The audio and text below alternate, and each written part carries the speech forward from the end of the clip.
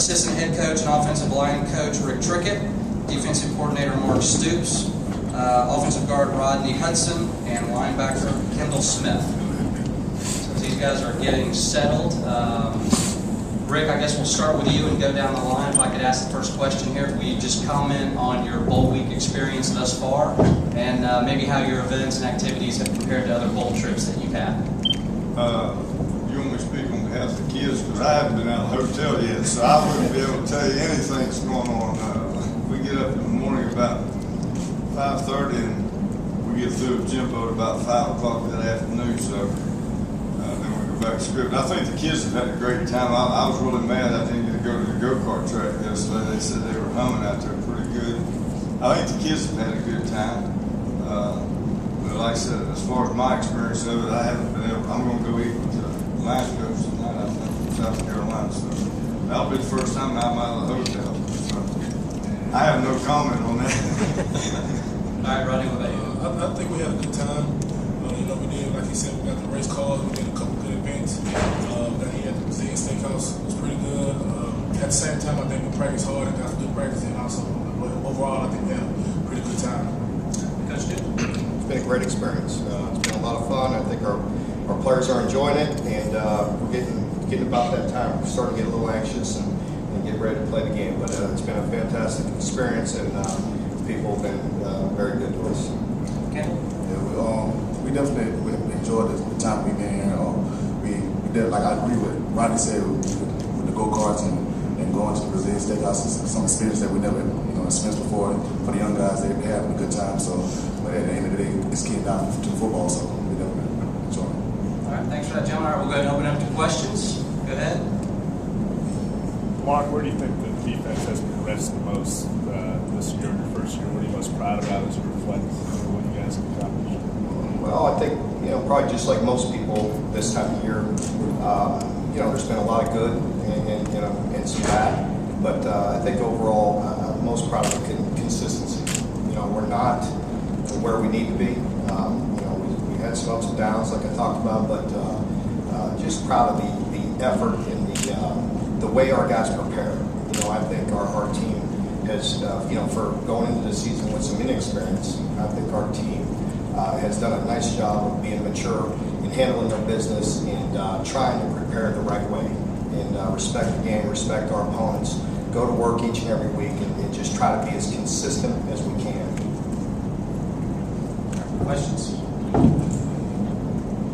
Rick, could you talk about the guy to your left right there and what it's been like to coach him for 4 years and you get one final game to do it? I don't know if we got enough time to talk about this guy right here. I know I'm really going to miss him. I don't even want to think about it. The guys lined up for me for 4 years, and McMahon also. Ryan, we've only had one center and one guard for 4 years at the center and left guard position. So, but I knew a little story with Rodney when he was in the 9th grade. His coach called him over to me when I was in there recruiting, and he told me, he said, "You'll come back and get this guy one time." And I told him, I said, "Well, you do what you're supposed to do," and I said, "I'll come back and recruit you." And the thing that gets me about Rodney is that he committed to play for me at West Virginia and had never been to West Virginia University. So he was kind of making a commitment to me. And then when I had to call him and tell him I was leaving West Virginia going to Florida State, and he said, "Well, if you're not going to be at West Virginia, I'm not going." So I said, "Well, you just come on, go be at Florida State." So, I mean, it's been you hit them every now and then. I've been in it 39 years, and there's about 4 or 5 guys. Now, all the recruits you have that you hit a lick with, that you're on the same length. And if I tell him the sky's purple, he doesn't even look up, and hopefully, he'll have a lot, ahead of him still in football-wise stuff. But not a greater person, not a greater guy, and I consider him one of my boys. He's my guy. Ken, did you have something? Rodney, I'm curious, I've heard a lot about how this team has changed culture-wise. I'm curious in your communication and the team being more reunited. I'm curious how you think that's helped the team on the field. I think it helped a lot. A lot of guys know each other better. we like playing with each other.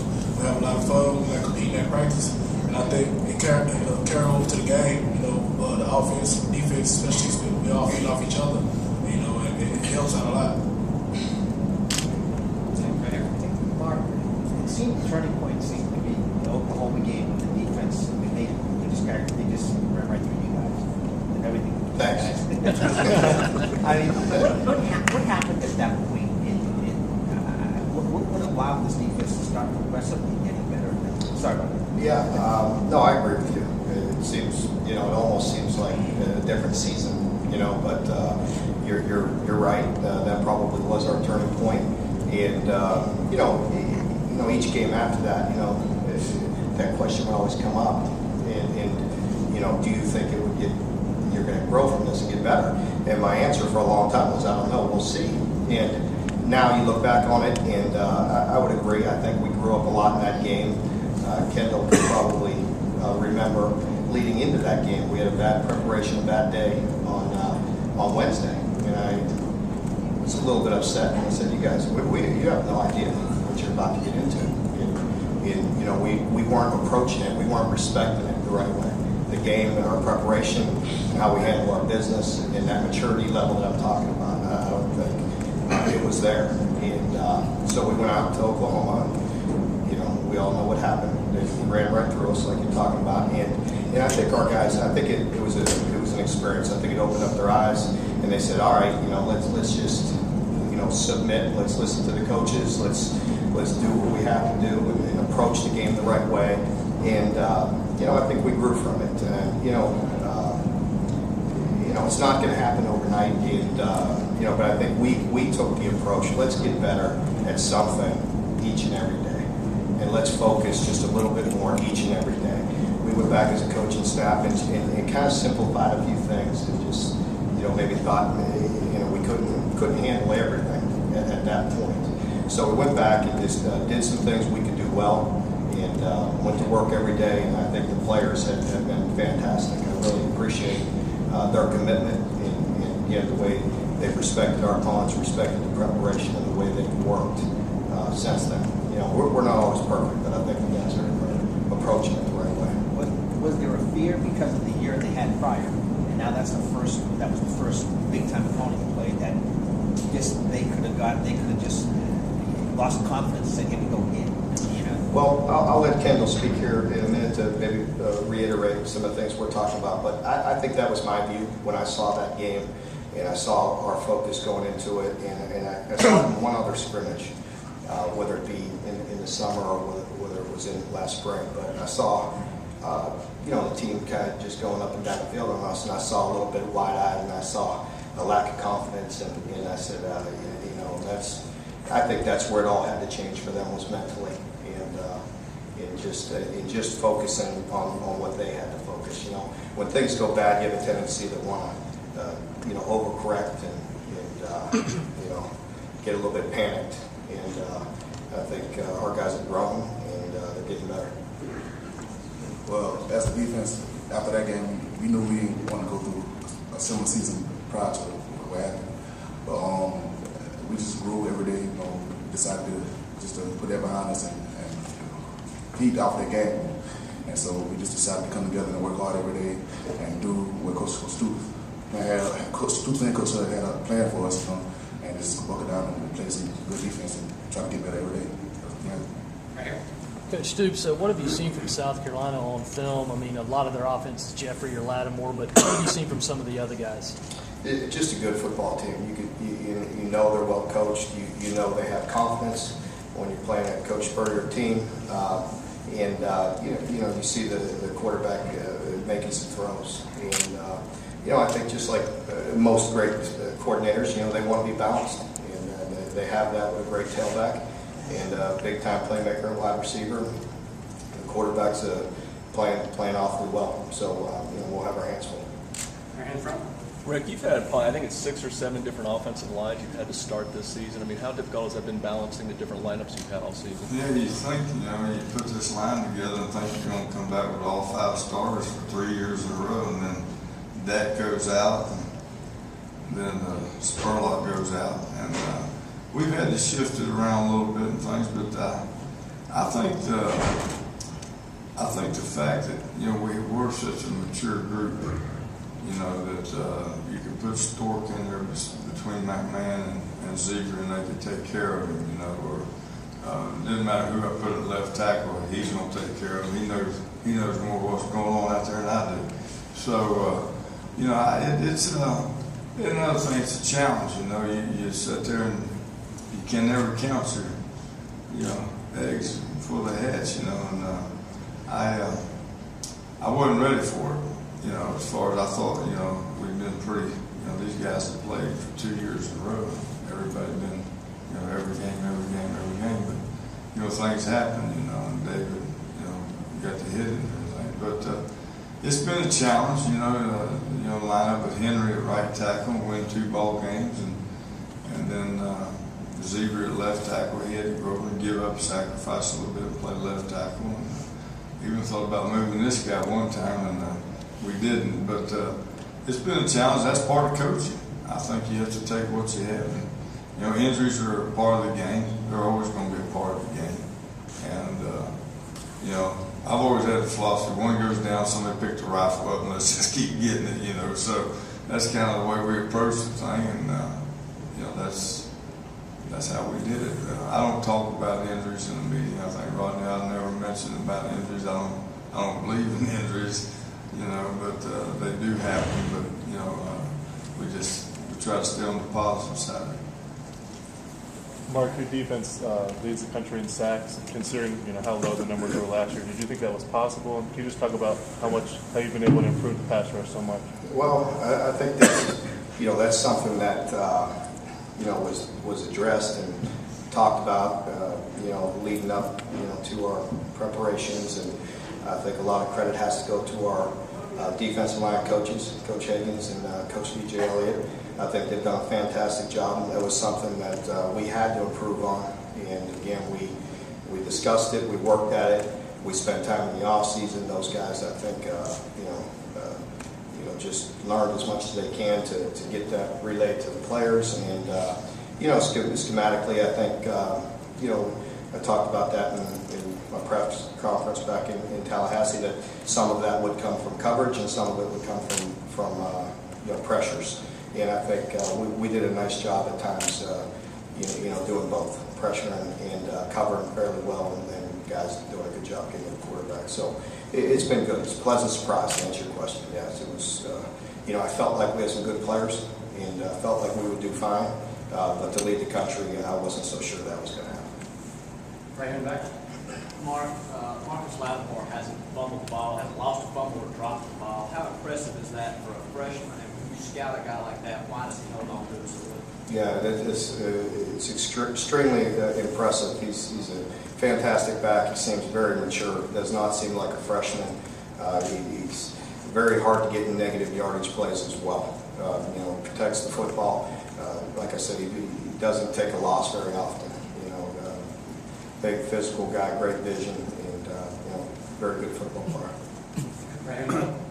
Mark, also, could you, knowing Coach Spurrier from back when your brother coached with him, and then seeing the transformation of their offense, is it strange seeing them the way they play now? Is that just personality thing? No, I don't think that's strange. I think all of us as coaches, you know, tweak things and work on things each year. So to think that it would be the same back then, you know, doesn't surprise me.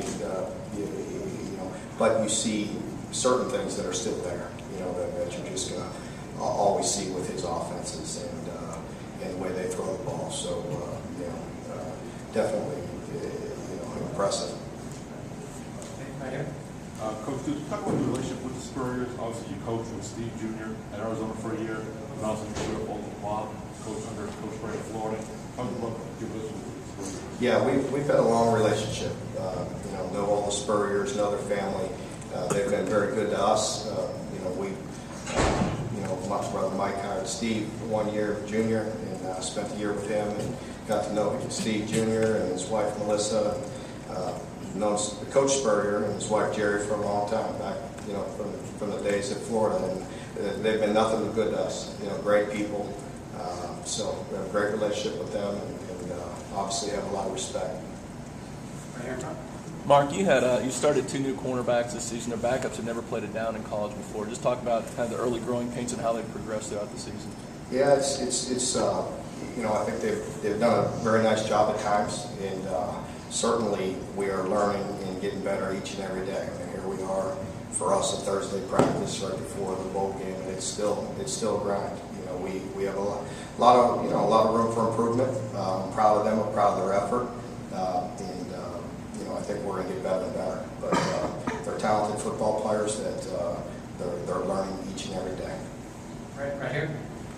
Coach Stoops, you talk about Xavier Rose and just the year he's had, and just comment on him winning Defensive Rookie of the Year, just what he's been able to do to be so successful. Yeah, we felt like we had a good player in Xavier. He's big and he's physical. He's a strong kid. Not real experienced at corner. He came in wanting to play wide receiver. Wanted to play receiver his first year. They redshirted him, played him on scout team, and played him at corner. And so, we knew we had a good athlete. He was very raw. And again, I think it's a daily grind with Xavier. I love him because I love his attitude and I love his work ethic. You can coach him hard, but he listens, and so it's a joy to coach him, and I think it's going to be fun to see him improve as we go forward. But proud of his effort so far. Coach Trickett, what kind of feedback are you getting from NFL folks about Rodney's future? I try to stay out of that as much as I can, because I don't think anybody really knows how draft day. I've watched that draft day a couple times. Nobody knows how anybody's going to go, So, but I mean, all I know is that they look at the film and they rant and rave. And when they come and talk to me, and they tell me that I've had a couple guys tell me that when they grade lineman, he is the most productive lineman in the United States as far as per play. His man being blocked, and so I mean, there's some, certain teams will want some bigger guys, taller guys or whatever. But if they don't draft this guy, they're nuts. I'll tell them that right now. He's gonna go for a long time. To follow up Rodney, earlier Coach Trickett mentioned about how you committed to him at West Virginia, you found the Florida State. What was it during the recruiting process that drew you to Coach Trickett, that you knew you wanted to play for him? Just early on, like you said, I met him like my 8th, 9th grade year. He said he was a comeback recruitment, he did, and kind of built that trust. He said he was going to do something, he did, and just the feel from where he was coaching, and what he's done also, over the years and produced players. And I just, fell in love with it, and I felt it was the right place to be. Mark, what does a defensive coordinator see when he steps into the program and says, I've got to go to something and play more zone? So why did you make that decision right away with person? Well, a lot's been written and said about that. I mean, Coach Andrews played man in zone. I played man in zone. Most people do. You have to be very multiple in this day and age, and I think we do a decent bit of everything, that way, as far as playing some man, some zone blitz, some straight man. So we'll blend it in. But I think there was no question we needed some improvement in some zone coverage schemes and stop giving up so many big plays. Aaron back. Rodney, based on the film that you've looked at, South Carolina's 91, the guy you'll be lined up most against. What are your impressions of him? He's a pretty good player. He plays hard, uses his hands well, and he makes a lot of plays in the backfield. I guess just kind of player speak. Within the player circle, what has been said, I guess, this year about Marcus Lattimore? Have you guys gotten to see him on any Thursday night games or anything like that? Just during the year, the talk between the players. What's it kind of been about Lattimore? What we have seen of him, he's like Coach Stoops says, he's a hard-nosed runner. He can hold on to the ball. He's very experienced to be a freshman, and he played very hard. They use him very well. They try to keep the ball in the hands for him to make plays. So we just got to come together and run and tackle him and make plays on the defensive side of the ball. And as a defense, we come together to do that. We should be able to have good games. Coach Stoops, if you could, talk us through maybe the progress some of your first-year players have made this year, the younger linebackers that kind of seeing more and more playing time as the season's progressed? Yeah, there's been a lot of young guys making a lot of improvement. Of course, we have Kendall here with the most experience, but the vast majority of our players, they hadn't played too much, so it's a constant struggle to keep on teaching, to keep on improving, to keep on fundamentally getting better. The game hasn't changed. You still have to be great fundamentally, and when you have young players, you have to constantly work on that and constantly improve. But we talked about Xavier. He's probably one that stands out the most. That came in and played quite a bit. Joyner, Marcus Joyner, is a heck of a football player. Mike Harris has come in his first year from junior college, extremely productive. He's done a very good job. He's a very instinctual player, very smart. We could play him a nickel, we play him a dime, we play him in a corner. I even thought about playing him some at safety, and I'm sure he could do it. So to see a first-year guy come in and do that was surprising, how instinctual he was. Our linebackers are all going to be good football players. They're athletic and work extremely hard. And Christian Jones is another guy that's has seen some playing time. We've moved him around a few different spots, but very, very athletic and have a bright future. Yeah, same with Telvin, Jeff, all those guys. Kendall, I'm curious, with a team that's so young, I'm curious, do you ever find yourself thinking, wow, these guys really are young, whether it's the stuff they're talking about or just, you mentioned, that they're new to the bowl experience. What has it been like, playing with, being around some young guys? Well, this past season, the new coaching staff came in and these young guys come in, they definitely understand football, And by me playing around them, they make it easy on me to know what I'm doing and we have confidence in them that they know what they're doing. They make plays. They're very mature for a group of young guys. They come in, they're ready to work. They came in ready to work hard. They came in with a purpose, And they definitely, I got the utmost respect for them. They definitely they're not a bunch of immature guys, and they definitely do their job. Coach Trickett, Andrew Dak has played through everything under the sun this year. Can you talk about how is he holding up this week and what he's done this year? I think he's holding up pretty good. We rested him a little bit, a week or so ago, and gave him a couple of days. He's had a good practice. I talked to him yesterday. Him and I visited. He feels good. Both, feels strong, and Dak is a tough guy. You wouldn't really know that by just watching him walk around looking at him and things. You would not put toughness with that, with his personality. But he's some guys have a pain tolerance. McMahon's one of the guys. I don't know. I believe you can shoot him with 30 L6 and he can back up and walk. I don't know. What's that guy where it all kind of flows back in there? But that's McMahon, So, but we got a bunch of tough guys, and I think they take pride in that. And Datco knows that we need him, to play, and I got a lot of respect for him. Mark, what was it like your first year being a part of that? I mean, you were down at Miami before, so you saw this rival. What was it like being a part of that Florida State-Miami and the Florida State-Florida games this year and winning? What did that mean to you? Yeah, it was special. That's something I think that, we talk about. We talk about recruiting, and, to be involved in those games is something special. And I think most people around the country, when they can, like to watch those games. And no matter what the records are, I think people have a lot of respect for these players and the way they play the game. And I know our players are like that. They're fun to coach. When we're tuned in and energetic and playing with a lot of energy and passion, it's fun to watch them. And it was good to be a part of that. I think I tease Coach Higgins all the time. I think I'm 5-0 in the Miami Florida State series now. So. Was that game a little more special for you just because you coached down there and you got to play down there? It was special, definitely. I have a lot of respect for Miami. And the players, I had a great experience there. Coached some tremendous football players and won a lot of football games. So I have a lot of respect for Miami. But it was good.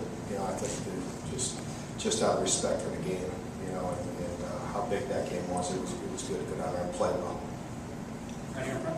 Rick, you've been a guy who's worked with Jimbo for a long time. What was it like for you just watching him go through his first season as a head coach? How do you think he handled it? I thought Jimbo did a fantastic job. Especially stepping in the shoes that he was stepping into. We were going into the Gator Bowl last year. Him and I were walking behind Coach Bowden. It was raining, and all his ex-players were lined up. And I had that cigar in my mouth. The longer we went, the more I was chewing on it. I was getting a little teared up and choked up. And I looked at Jimbo. I said, "Boy, I'm glad you're following him instead of me." I think Jimbo is very well organized. He's done a great job of putting a recruiting class together that we're working on daily, and I think he just turns over every stone. We cover every facet of it, it's been fun watching him. Seeing him when he was the quarterback coach at Auburn, and come all those years and into a coordinator and now into a head coach. And he was ready. I knew he was ready.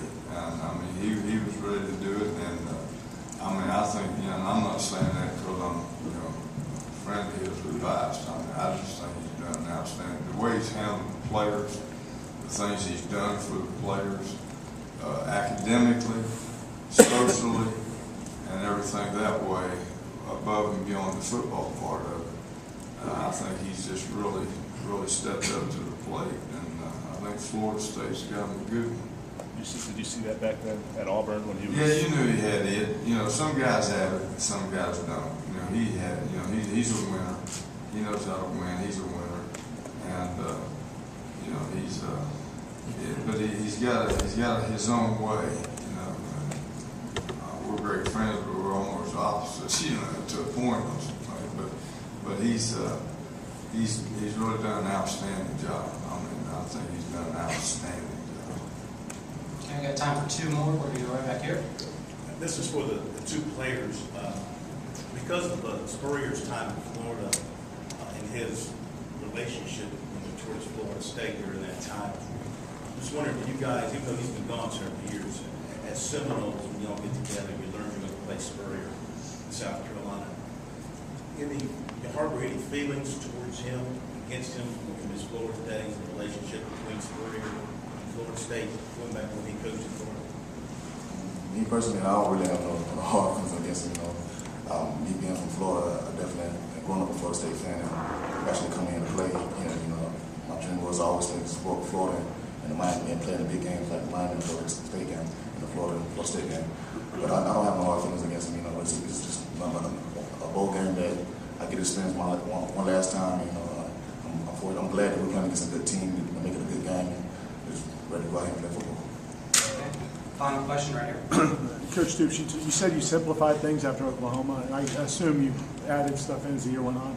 How close are you to where it's going to be next year, and is spring going to be important to kind of make? Well, just like I touched on earlier when you asked me a question about Coach Spurrier, we did change some things and tweak some things and simplify some things that earlier in the year. But yes, we've progressed. We've put more and more in each week. We're getting to the point where we're getting a big part of our package in. But then it comes to the point where it's how well you're going to execute it. So that's a constant struggle, especially your first year in a program. But I think our players are getting the hang of it, and they're understanding schemes and getting better and better every day. But we're getting closer and closer, and I think you're constantly looking for better ways as a coach, a good coach. You don't want to beat your head into the wall. You're constantly looking for ways to get better, put them in the right position, something that they can execute and play well and play fast. So I think we're getting there. Like I said, I felt very good at times. We played some very good games. We played some very good defense at times, and obviously had a few down times. So we're looking forward to this great challenge that we're going to have this week. The last time we played wasn't one of our better efforts, so it's going to be a big challenge, but something we're looking forward to, and so we're going to have our hands full, and we're going to go out there and play our best. All right. Thank you.